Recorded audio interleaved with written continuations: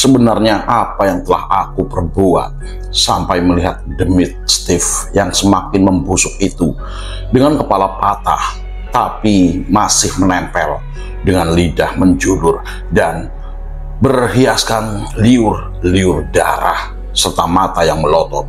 Namun aku tak merasa takut walaupun sedikit pun. Wah, ternyata aku ini memang sudah melampaui sedikit yang dikata Pakman dalam bisikannya itu. Surya sangat terik di ibu kota Padang siang ini tanpa secuil pun awan yang menutupi dengan keramahannya. Wih, enaknya kemana ya? Masa dari tadi gak ketemu sama teman-teman? Sama sekali demit-demit dan demit terus yang aku temui. Betinaku meronta. Tiba-tiba suara lembut menyapaku. Hai Don, kamu gak apa-apa kan? Waktu di Semeru, ucap wanitamu padaku, sahabatku. Ternyata wanitamu sok iba dan perhatian pada Steve. Apakah tanya dalam kata itu benar-benar tulis atau hanya pemanis bibirmu saja? Tawaku dalam hati. Iya, aku nggak apa-apa. Yang aku sedihkan itu Steve yang belum ketemu sampai saat ini, jawabku sambil menuju motor Yamaha warna hijau, pemberian dari bapakku. Namun, sangat tak aku duga sama sekali apa yang keluar dari mulut manis perempuan, wahai sahabatku. Halah, gak usah kau pikirkan lagi tentang Steve. Kan sudah ada yang mencarinya di sana. Kan ada petugas di sana, ucapnya. Wanitamu tanpa ada rasa susah apalagi sedikit, kawanku. Kudorong motor Yamaha 80-anku menjauh dari rindangnya pohon asam Belanda itu. Agar apa? Agar perempuanmu yang sok kecantikan itu, agar wanitamu yang tak menghargaimu itu, agar dia yang kau puja itu mengikutiku. Mengikutiku kepanasan di teriknya sinar matahari siang. Doni, kita berteduh napa?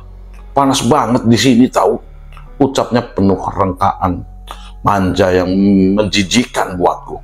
Kenapa harus memilih wanita yang seperti ini, sahabat? Kenapa kau jatuhkan hatimu pada wanita yang hanya melihat harta, kawanku? Sudahlah, aku mau ketemu pacarku. Kamu pergi saja, karena biar kamu gak kepanasan, jawabku berbohong padanya, agar dia tak selalu mengikutiku lagi. Muak rasanya melihat wanitamu, sahabatku. Sangat disayangkan, wanita secantik dia, tapi tak menghargai kecantikannya. Memang, tak kupungkiri, setiap wanita harus memiliki lelaki yang mapan dan perekonomiannya alias kaya raya. Namun, sebagai wanita juga harus berani mengambil resiko bila mana lelakinya jatuh dan menjadi miskin, karena setiap lelaki pasti ingin menjadikan wanitanya paling tinggi dan paling teristimewa dalam hidupnya. Tapi kalau takdir mengatakan lain, harusnya kau wanita yang selalu memberikan kekuatan pada lelakimu dengan perhatian, hanya dengan perhatian tulusmu, wahai perempuanku. Kau akan mendapatkan lelaki terkuat dan lelaki yang akan selalu melindungimu serta mencukupimu. Sudahlah, ngapain juga aku pusing dengan wanita seperti itu, ucapku dalam hati yang masih membebekku. Kujalankan motor baruku ini menuju suatu tempat yang menurutku nyaman saja. Di halte bis belokan kanan rumahku, ketemu sama Pakman, teman serta kerabat baruku. Kerabat baru yang ketemu kemarin. Hanya di sanalah aku sedikit bisa terhibur laraku. Siang yang terik dan panas, namun hati dan jiwaku tetap tak boleh panas. Kupelintir gas motorku dan sampailah di halte bus yang pangkalan Pakman si Bajat itu. "Woi Pak, gimana hari ini? Sudah banyak orderan mengantarkan penumpang ya?" sapaku padanya yang masih duduk di bangku depan Bajatnya. "Wah, banyak sedikit sudah didatang Bung. Yang penting kita selalu mencari dan bersyukur kalau sudah dapat," balas Pakman padaku. Kulangkahkan kaki menuju telepon umum itu untuk sekedar memberitahu ibuku di rumah kalau anaknya ini sedang ada di luar dan masih belum bisa pulang. "Halo Ibu, sekarang Doni ada di pangkalan bajai. Mungkin sorean Doni pulang," ucapku pada ibu yang ada di seberang telepon. "Halo, iya Don, tapi tadi ibunya Steve menelpon dan mencarimu. Kalau bisa sebelum pulang kamu ke sana ya. Hati-hati di jalan pokoknya ya," ucap ibuku yang sangat menyayangiku sembari menutup gagang teleponnya itu. Apa sebenarnya yang membuat ibu Steve mencariku? Apakah demi Steve membuat ulah keluarganya? "Ada apa lagi Bung?" Di sini ada es serut. Aku beli di samping pasar tadi. Ayo kita minum bareng," ucap Pakman padaku sore itu dan kuiyakan. Senja merupakan sesuatu yang indah, namun aku selalu merasa bahwa senja tak pernah lupa dengan leluconnya, tentang kala dan rasa. Sekarang malah bosan sendiri diriku ini melihat bentuk mereka yang tak kasat mata. Sering sekali aku tertawa dengan sendirinya karena melihat tingkah dan bentuk mereka yang lucu. Baik itu pocong dengan ikat kuncinya yang berdiri mematung di bawah lampu taman. Taman seberang jalan itu ada noni Belanda yang sedang menangis tak henti-hentinya. Di dekat jembatan itu ada demit seperti dua manusia kodok yang saling gendong-menggendong. Lucunya, ternyata kala semua orang tahu, Pakman, aku sekarang kok tiba-tiba bisa melihat demit dan hal gaib lainnya itu ya. Sebenarnya apa dan kenapa Pak? Tanyaku pada beliau. Pakman pun hanya menjawab dengan candaan khasnya dan berkata, "Nikmati saja." Siang digantikan senja. Kami lalui tanpa rasa jenuh apalagi bosan. Candaan demi candaan serasa membersihkan penat di pikiran seorang pemuda. Ya, pemuda yang penuh rasa kehilangan seperti diriku ini. "Bung Doni, ini sudah sore. Kamu pulang saja dulu," pinta Pakman padaku. "Oke Pak. Saya sekalian mau ke rumah ibu dari sahabatku yang melet-melet itu," ucapku sambil melirik ke arah demit Steve. Memang tidak ada enak diikuti oleh sosok demit bekas gantung diri. Mual, sudah pasti menyaksikan wajah dan tubuhnya yang semakin lama semakin membusuk dan mengeluarkan semua cairan yang tak tahu kenapa sekarang aku dapat merasakan keharumannya. Harum seperti tikus yang telah refleksia yang sedang memekar rekahannya. Siang digantikan senja kami lalui tanpa rasa jenuh apalagi bosan. Candaan demi candaan serasa membersihkan penat di pikiran seorang pemuda. Ya, pemuda yang penuh rasa kehilangan seperti diriku ini. "Bung Doni, ini sudah sore." Nah. Suara alunan musik yang menyanyikan itu selalu kudengar, selalu menyerap dan daun telingaku, selalu memberikan rasa ngeri dan takut di dalam jiwaku. Biarkanlah, walau kau ada di sampingku, tapi aku tetap melanjutkan kehidupan sebagai pemuda metropolitan dengan sejuta asa kehidupan dengan sejuta rasa, kehidupan dengan sejuta kasih dan sayang dari keluarga. Kudorong motor Yamaha 80-anku, menuruni trotoar, aku starter dan sekuat tenaga. Agar apa? Agar aku selalu terhubung, selayaknya setiap bagi di motorku ini. Waktu menorehkan kala malam, Aku sadar motorku di depan rumah itu. Rumah ketika aku lari dan melarikan diri dari derita serta teriakan dari seorang ibu yang merasa kehilangan akan putranya. Tok, tok, tok, tok, tok. Selamat malam. Halo, selamat malam. Ucapku penuh kata kehati-hatian. Keluarlah seorang ibu paruh baya dengan mata yang masih sambung dan tangis air mata. Oh, kamu Doni? Ayo masuk. Ada yang mau saya sampaikan kepadamu, ucap beliau yang aku tak mampu memandang kesedihan di wajahnya. Iya tante, jawab singkatku. Doni, saya minta tolong sekali sama kamu. Saya telah mendapat kabar dari petugas yang ada di sana kemarin malam setelah kamu pergi, ucap beliau. Ibumu, Steve. Para petugas masih belum mendapatkan tanda-tanda dari keberadaan Steve, ucap beliau lagi. Tante minta tolong, kamu antarkan tante ke sana ya. Doni tidak sedang sibuk di kampus kan? Pinta dan tanya ibumu, Steve. Suatu permintaan atau kegilaan apa lagi ini? Aku sangat tak menyangka bahwa ibumu memintaku mengantarkannya ke tempat kau mengakhiri hidupmu. Iya tante, boleh saja. Memangnya apa? Tidak sebaiknya ditunggu saja tante, ucapku dengan rasa gemetar. Malam merambat, menyuguhkan jutaan bintang. Malam yang cerah ini, malam cerah ini, namun tetap mengentarkan dada seorang Doni. Seorang Doni yang malang. Kemalangan akan rasa yang beliau rasakan. Ibumu, Steve.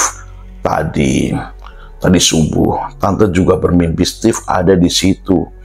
Di tempat Don, anak tante meminta-minta pertolongan.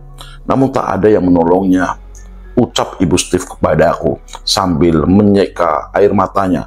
Baik tante, saya akan antar ke sana. Sekalian saya minta teman-teman saya juga ikut, kata sanggupku. Agar ibumu tak merasa tertekan atas kebodohan dan kebodohan yang akan diberikan selama ini. Aku pun meminta izin pulang pada ibu Steve yang kala itu masih duduk dalam tangisnya. Aku berjanji 2 hari lagi akan menjemput beliau menuju tali dan pohon gantungmu, agar kau tak membuat ibumu sedih, agar kau tak terus mengikuti dan kehidupanku, agar kau mungkin kau akan menemukan ketenangan di sana, di puncak surga lokamu, kawan. Sesampai di rumahku, ibu cantikku telah menyambut dengan senyuman khasnya. Wah, ini sudah malam loh Doni, ucap ibuku. Wajar saja seorang ibu akan selalu menanyakan apapun yang dilakukan putranya. Wajar saja seorang ibu selalu merasa was-was bila anaknya tak cepat pulang. Karena itu semua bukti perhatian yang sangat dalam darimu, ibu.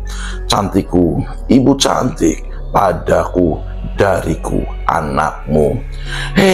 Iya bu, Doni tadi ke Pangkalan Bajai, bertemu sama teman. Dan aku tadi juga sudah ke rumah Steve menemui ibunya, seperti yang ibu minta tadi, jawabku sambil memasukkan motor kesayanganku. Di dalam kamar, ku persiapkan semua bekal dan peralatan yang akan digunakan di hutan dan gunung itu. Tak lupa juga aku menghubungi teman-temanku satu rombongan waktu itu. Namun, sayang sekali, tak satu pun dari mereka yang mau ikut denganku ke Semeru mengantar ibu Steve. Ada yang beralasan tugas kuliah, atau ada juga acara dengan keluarga, atau yang lainnya.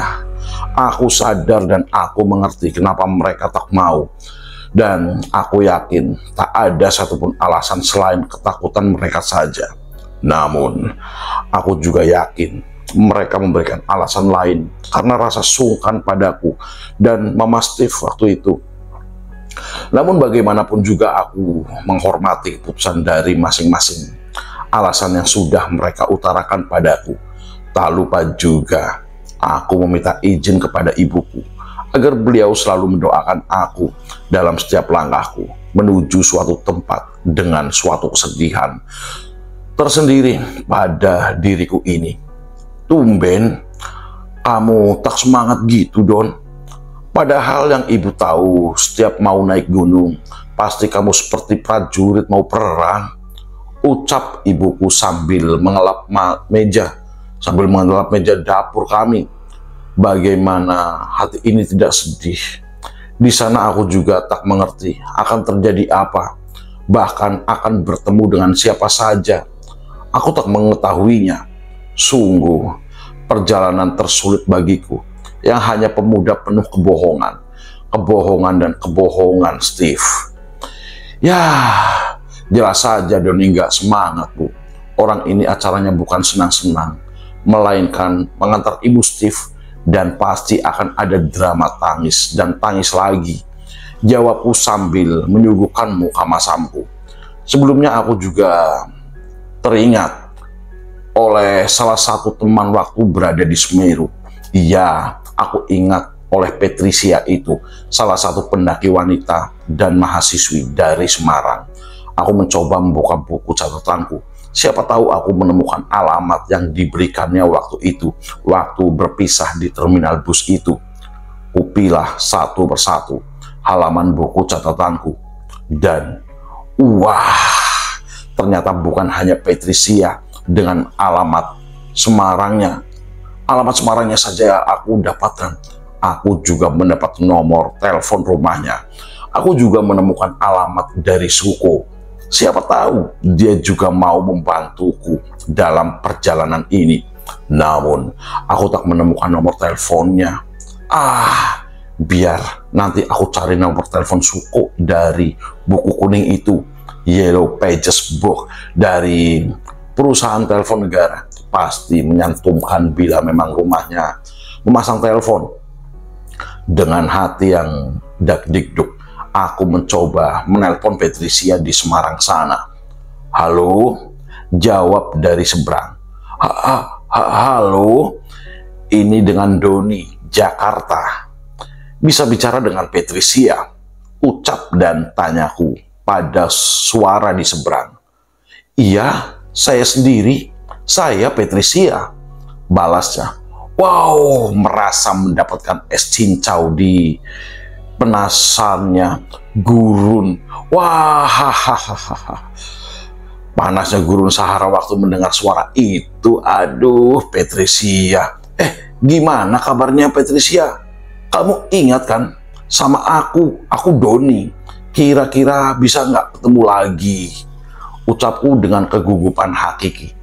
Ya, inget lah Don. Kamu kan cowok supermi itu kan? Mau minta bantu apa padaku? Ucap Patricia. Lama. Sebenarnya aku memikirkan apalah aku harus mengajak Patricia. Karena aku tahu dia seorang perempuan. Aku takut terjadi apa-apa dengan psikisnya. Gini, aku mau ke Semeru lagi karena diminta mengantarkan Ibu Steve. Apakah kamu mau menemaniku? Ucapku penuh hati-hati. Lama, dia menjawabnya. Boleh, aku juga akan mengutarakan sesuatu nanti kalau kita bertemu. Kapan ke sana? Ucapnya. Sangat legend bagiku mendengarkan hal ini. Aku punya kawan nantinya yang pernah menyaksikan kebodohan Steve kawanku itu. Aku juga bisa membela diri kalau nanti disalahkan atau kejadian gunung dari Steve kawanku itu. Besok hari Selasa kami berangkat. Rabu pagi kami rencanakan sudah ada di Malang. Ucapku padanya. Oke, selamat ketemu di sana di stasiun kota Malang ya hari Rabu. Ucap Patricia sambil menutup teleponnya. Selang beberapa lama aku menuju pandanganku kerak buku di atas meja teleponku. Kuambil sebuah buku tebal berwarna kuning itu. Kuambil salah satu huruf dalam alamat di laman kota dan aku urutkan pada huruf T pada laman kecamatan, serta kuurutkan satu persatu dari atas ke bawah alamat desa P. Ya, daerah desa Suko. Temanku beralamat lama. Memang lama sekali memilih satu persatu hingga aku menemukan satu nomor telepon 0334520. Itu, ya, itu nomornya. Semoga saja aku tak salah, ucapku dengan semangat. Kring, kring, kring. Selang beberapa lama, aku menuju. Pandanganku kerak buku di atas meja teleponku. Kuambil sebuah buku tebal berwarna kuning itu. Kuambil salah satu huruf di alamat itu, kota, dan kuurutkan pada huruf T. Ya, halo, assalamualaikum, jawab suara dari seberang. Halo, bisa bicara dengan Suko? Saya temannya Doni dari Jakarta, ucapku menjawabnya. Oh, Kak Suko masih di Malang. Dia masih kuliah dan belum pulang. Biasanya akhir bulan baru pulang, jawab seberang telepon. Dan ternyata suara wanita.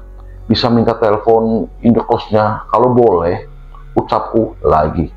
Oh, sebentar ya. Dan ini, bilang saja adiknya yang asik, gih, ucap wanita itu. Dan ternyata adik Suko. Terima kasih banyak atas nomor dan waktunya. Salam buat ibu bapak juga, Mbak, ucapku sambil menutup teleponnya. Nomor Suko di Malang sudah aku pegang. Apakah aku harus menelpon dia sekarang atau nanti saja seketika di Malang? Biarkan dulu. Biar nanti saja aku menelponnya ketika sudah berada di stasiun Malang. Waktu menunggu, waktu. Ternyata menunggu datangnya hari Selasa tak begitu lama. Namun sangat terasa lama bagi seorang Doni dengan segala apa yang telah dia lakukan selama ini. Hanya seorang durjana saja yang tak akan berani melangkah dan merasa tanpa asa. Sengaja memang sejak tulisanku kuutarakan dengan rasa, dan rasa yang sangat susah untuk dicipta oleh hati dan pikiran kosong tanpa datangnya raga. Ya, kalian baca beberapa kalimat di atas, kalian akan merasakan berenang dalam dunia rasa tanpa raga, dunia di antara nyata dan tak berani aku mengatakannya. Selasa pun datang, walau tanpa rasa cepatnya. Semua sudah kupersiapkan, dan bahkan mental ini sudah kupatri dengan kuat. Tak lupa aku meminta izin ibuku dan juga bapakku, serta meminta doa dari mereka berdua yang merupakan penjelmaan dewa berwujud manusia. Dan Pakman, ya, aku langkahkan kakiku pada hal tebus Pangkalan Bajai. Dan Pakman, siapa tahu beliau memberiku pejangan atau paling tidak menguatkan mentalku akan apa yang akan selalu di sana. Diperbuatkan para dewa dengan sejumlah pasukan demitnya. Pagi setelah siang itu, di hari Selasa, aku bertemu dengan Pakman. Hai Pakman, bagaimana kabarnya? Apakah semua baik-baik saja? Sapaku padanya. Seperti hari-hari biasa, beliau dengan senyum serta tawanya yang khas. Hahaha, aku selalu baik, Bung. Cuma aku merasa kamu akan mendapatkan sesuatu yang sangat mengejutkan. Jawabnya padaku. Surprise apa yang akan aku dapat atau aku lalui? Suara klakson kendaraan ibu kota membisingkan telingaku. Namun, ada satu rasa yang aku lihat dan aku lalui. Lalui nanti di sana. Bung, jangan suka melamun gitu. Apa yang kamu lihat barusan adalah mata batinmu saja. Kenyataannya bisa terjadi ataupun malah tak terjadi sama sekali, ucap Pakman membuyarkan rasa yang terlihat barusan di mata batinku itu. Iya, ucapkan Pakman itu membuyarkan. Begini Pak, nanti sore aku akan mengantarkan ibu dari temanku itu. Aku juga sudah menghubungi teman-temanku yang lain yang ikut waktu hilangnya temanku Steve itu Pak. Diam sekilas, tapi lama tak diam seperti memikirkan sesuatu. Namun aku tak tahu apa yang dipikirkannya. Begini, Bung, nanti kamu akan mengalami kesedihannya yang dikala orang tua temanmu itu tahu bahwa anaknya mati bunuh diri. Bukan hilang seperti yang kalian beberkan saat ini, ucap Pakman memberikan kode dari mata batinnya. Keluar dari masalah, malah sekarang akan masuk dalam masalah lagi, pikirku. Namun, aku sudah berjanji akan mengantarkan Ibu Steve ke sana, dan aku tak boleh mengurungkannya. Kasihan, ya hanya kasihanlah yang tetap membulatkan tekadku untuk mengantar Ibu Steve ke sana. Santai saja, Pak. Saya berjanji akan selalu waspada dengan semua keadaan dan kemungkinan terburuknya, ucapku pada Pakman. Oke kalau begitu, ini kamu bawa. Nanti kamu bisa gunakan bila ada sesuatu yang membuatmu bingung, ucap Pakman sekaligus memberiku bungkusan yang entah apa isinya. Sore sekitar pukul 15, aku menuju peron stasiun kereta api itu. Aku sudah ditunggu oleh ibumu, wahai temanku. Kuhampiri wanita parubaya itu, wanita yang membawa tas punggung. Standar anak sekolah, tante sudah lama nunggu. Maaf ya tante, sebentar saya mau membeli tiket dulu, ucapku terbata-bata. Ucapku sembari melempar senyumku agar beliau tak tampak terlalu sedih. Seperti itu senyum seorang doni yang berusaha menghibur seorang ibu. Dengan sangat dan serat kesedihan itu, aku menunjukkan loket tiket kereta api tujuan Malang. Memang kala itu bukan hal di mana tiket sangat sulit didapatkan, melainkan memang aku dengan mudah mendapatkan tiket walau tak ada antrian, ataupun aku tak membeli tiket pada hari sebelumnya. Ini bukan waktu mudik sahabat, ini tahun 80-an. Aku mendapatkan 2 lembar tiket dengan nomor duduk 34C dan 34D pada gerbong 6. Tak berselang lama, mungkin sekitar 1 jam, kereta kami telah datang.